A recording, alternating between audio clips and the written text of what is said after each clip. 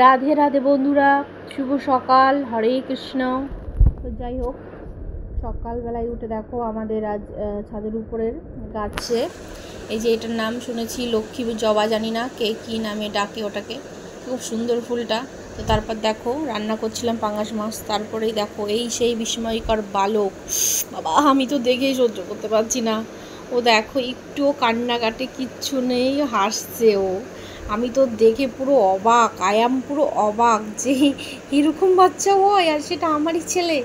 আমি এখনও পর্যন্ত ওর যে মানে দেবে সেটা ভেবেই আমি আমার বাড়ি থেকে মনটা খারাপ, কষ্ট লাগছিল। ভাবছিলাম যে আমি কীভাবে দেখবো, আমি সত্যি আমি ভীষণ টেনশনে ছিলাম ব্যাপারটা নিয়ে, যে কী হবে না হবে, ছেলেটা প্রচণ্ড কাণ্ড ছটফট করবে। কিন্তু দেখো ওর মুখে একটু কান্না নেই, খিলখিল করে আসছে।